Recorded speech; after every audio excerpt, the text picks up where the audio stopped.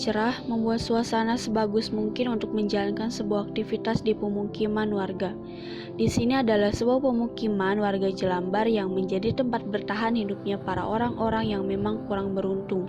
Ada pula sebuah sekolah kecil yang terdapat di dalamnya bernama Sekolah Pondok Domba Kolong.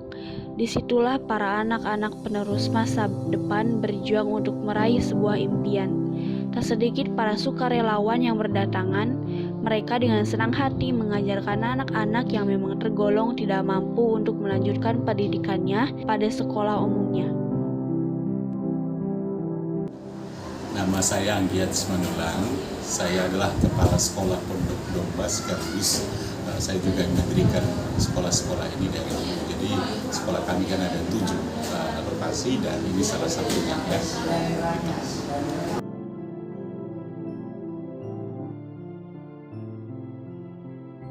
Awal mulai berdirinya ini mungkin dimulai dari pengalaman saya secara pribadi ya. Jadi dulu setiap kali saya kemana-mana kok sepertinya gampang sekali langsung anak-anak kumpul gitu ya. Siapa tahu dilihat muka saya muka kasihan mungkin kan. Jadi dari situ awalnya. Jadi dulu kami ada kegiatan yang bersifat kerohanian di stasiun Tanjung Priok. Lalu saya melihat banyak sekali di sana anak-anak yang seperti nggak terurus ya, dari anak-anak jalanan. Ternyata setelah saya teliti mereka nggak sekolah. Lalu saya usahakan mereka bersekolah di sekolah-sekolah negeri dan swasta. Waktu saya masih kerja di kantor ya, jadi saya biayain banyak anak.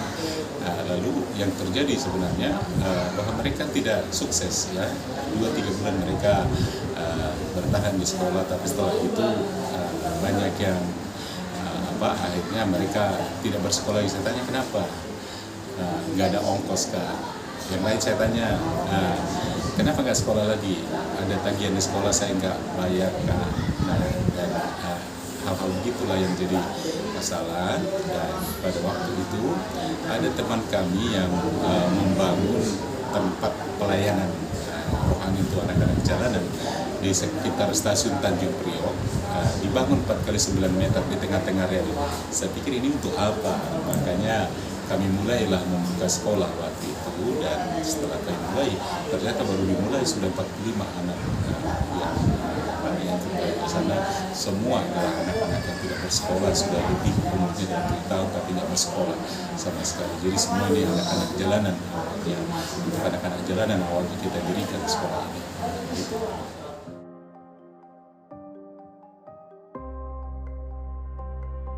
Kita melihat kan anak-anak ini ya, kalau kita melihat mereka bagaimana kehidupannya, ya, kadang kan ada yang hidupnya di jalanan, jadi ya hati kita tergerak untuk menolong mereka, kan mereka juga butuh pendidikan, jadi kita ada untuk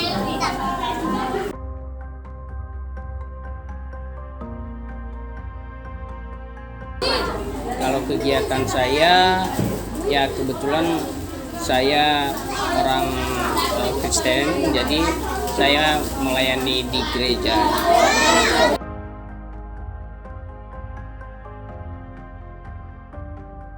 Kalau ciri khas bagaimana domba itu, ya sebenarnya kita melihat bagaimana sifatnya. Jadi domba itu sebenarnya kan binatang yang paling tidak berbuat apa ya, semacam tidak seperti hewan-hewan yang lainnya ya. Jadi seperti itu.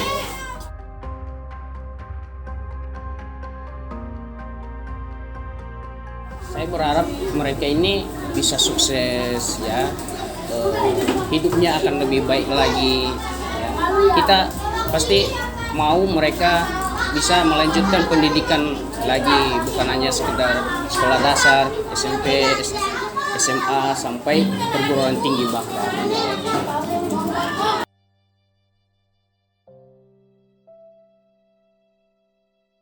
Mungkin kendala iya ya, karena kan kita melihat latar belakang mereka ini kan ya seperti ini ya. Terus kan jarang juga kehadiran mereka itu, ada juga yang nggak hadir terus menerus, nggak disiplin lah istilahnya, karena kan berbagai faktor ya. kita maklum untuk itu ya, tapi dalam pengajaran ya mungkin ada keterbatasan juga, tapi kita tetap mengajarkan mereka dengan sepenuh hati.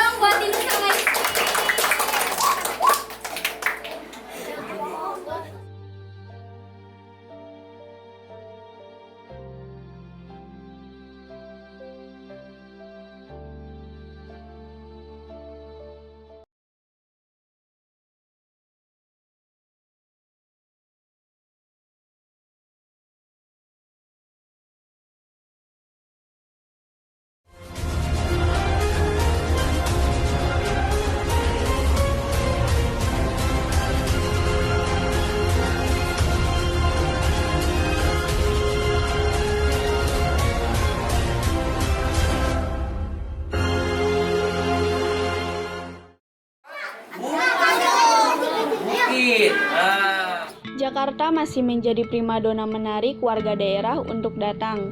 Namun kenyataannya hanya berbekal harapan tak akan cukup untuk bisa layak hidup di ibu kota.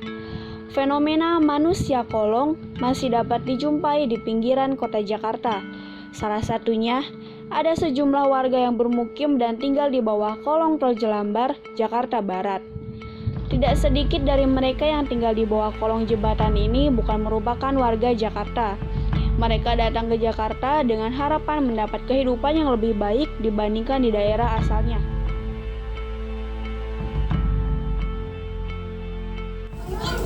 Jadi kan kalau kebanyakan diekspos ke media, jadi pemerintah kan ini kan nggak dibolehin pemerintah harusnya kan. Jadi bisa berakibat penggusuran ya. Takutnya seperti itu. Kasihan nanti anak ini karena ada yang mereka belum ada kakaknya, orang tuanya juga seperti itu.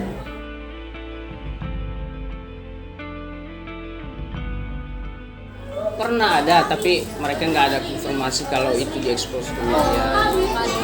Pernah ada di MNC TV kayaknya, MNC TV saya melihat kok tiba-tiba ada video sekolah pendukung kayak gitu.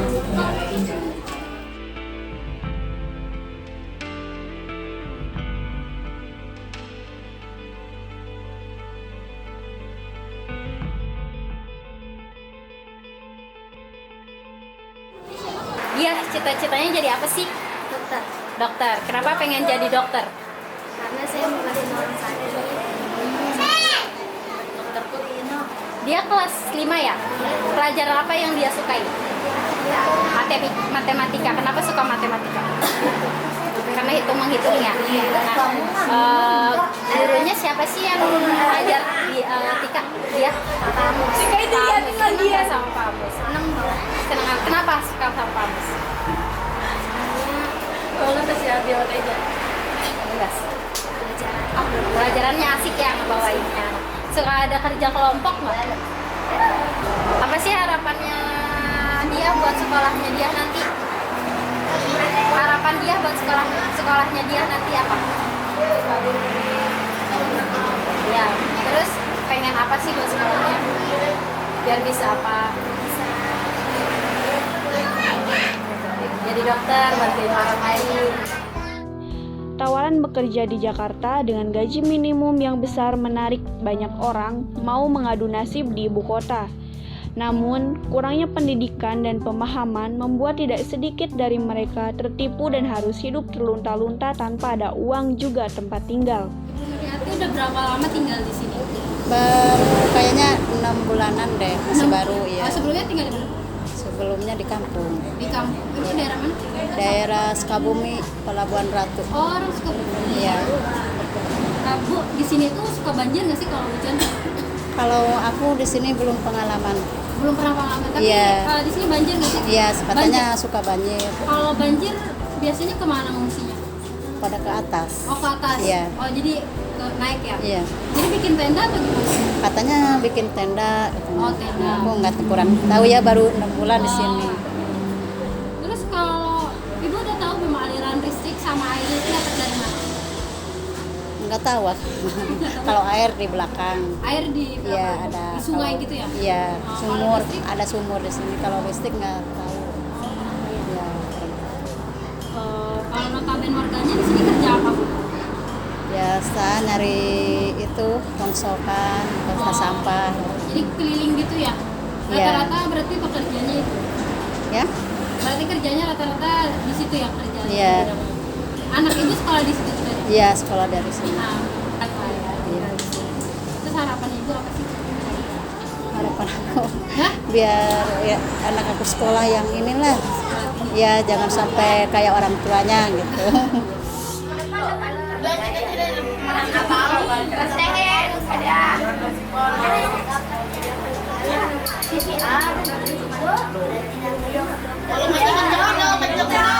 Kenapa pengen jadi dokter?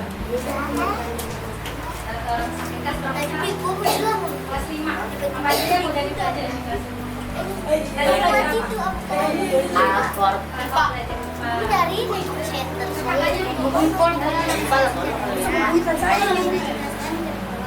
Polisi. Kenapa pengen jadi polisi? Biar bisa kalau mau tahu Kelas berapa? Kelas 6. Kelas kemarin kelas 6. Kakaknya siapa namanya? Iya apa?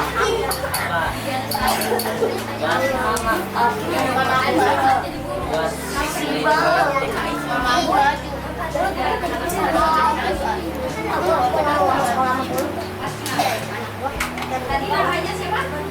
Ya, Suci sama Vidya. Tepuk tangan dong.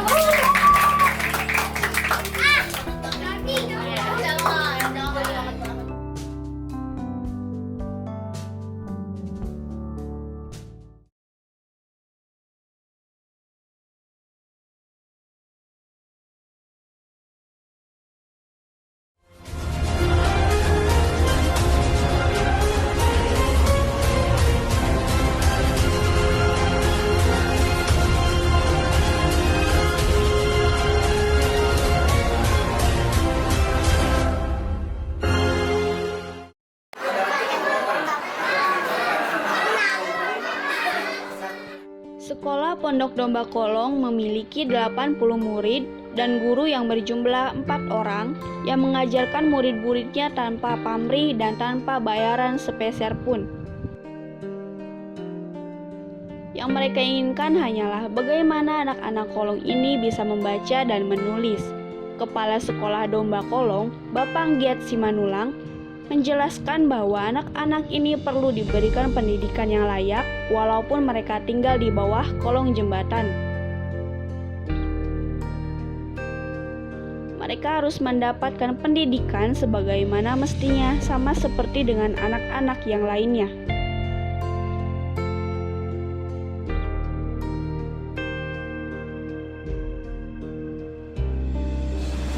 Sebenarnya nggak usah ada sekolah pondok domba kayak gini.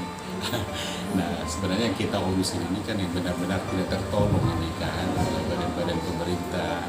Jadi istilahnya ya seperti itu. Jadi kayak tadi masalah murid kependudukan, mereka nggak bisa bersekolah kan itu. Jadi apa boleh buat. Jadi kita yang kita tangani ini orang-orang yang benar-benar tidak tertolong lah istilahnya kan. Jadi harapan kita ke depan, kalau harapan kita kalau bisa nah jangan ada yang gini kan gitu ya, tapi harapan kita karena memang ini selalu problem sosial dan masalah ekonomi, jadi ya harapan kita ke depan ya makin banyak orang yang peduli dan perhatian kan.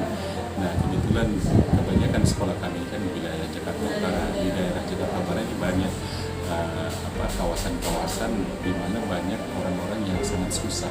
ya mulai dari anak-anak nelayan. Kalau harapan kami sih sebenarnya kalau ada yang bantu kita bisa dirikan masih banyak sekolah, karena banyak orang-orang yang tidak bersekolah ya, kita kasihan sekali ya. Di hampir di setiap jalan-jalan besar, jalan-jalan yang kayak kawasan-kawasan kumuh ini banyak anak-anak yang tidak bersekolah. Jadi harapan kita kalau ada yang fasilitas kita misalnya, kita bisa dirikan sekolah-sekolah di sana, tapi kan kami terbatas ya, dan kami sangat bersyukur kan sekarang ada 7 sekolah dan sudah ada orang-orang yang perhatian, yang peduli, dan bahkan memberikan gaji guru kami ya, dan kita sangat bersyukur. Harapan ke depan makin banyak orang ya, jadi nanti mungkin kalian mahasiswa arahkanlah ya keluarga-keluarga yang kira-kira bisa menolong supaya kita bisa banyak berperan untuk membantu pemerintah menangani yang tidak tertangani ini ya. Gitu, terima kasih. Sekolah ini sepenuhnya dijalankan oleh kelompok sukarelawan yang bekerja keras untuk memungkinkan sebanyak-banyaknya anak bisa bersekolah, serta menyediakan makan pagi dan makan siang bagi mereka. Para guru dan sukarelawan juga mencari dana untuk mendukung program beasiswa bagi anak-anak tersebut melanjutkan studi ke SMP dan SMA, serta program layanan kesehatan bagi anak-anak. Saya harap masa depan anak-anak sekolah Pondok Domba Kolong ini akan menjadi orang yang sukses di kemudian hari.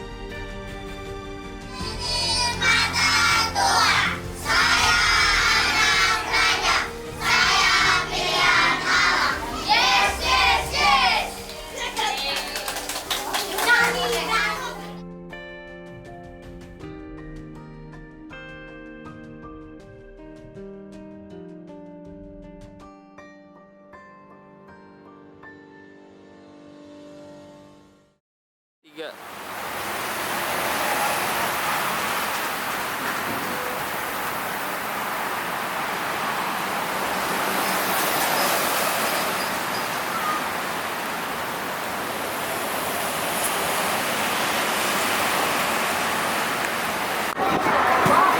Ada kamu sebagai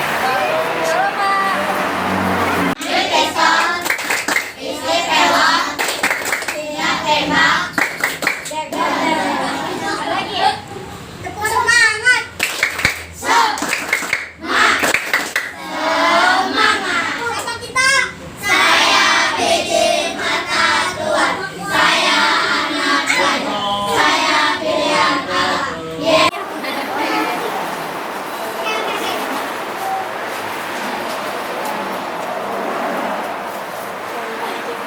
Dimatiin aja layarnya matiin aja. Ibu maaf tadi ibu namanya siapa? Namanya Nuryati.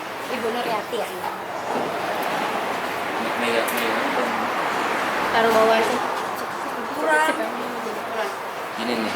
Mega. Loh.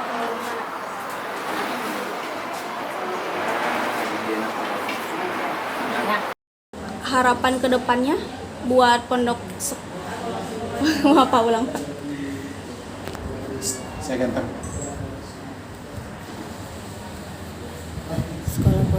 Sekolah ya ini apa sih, sekolah Pondok Domba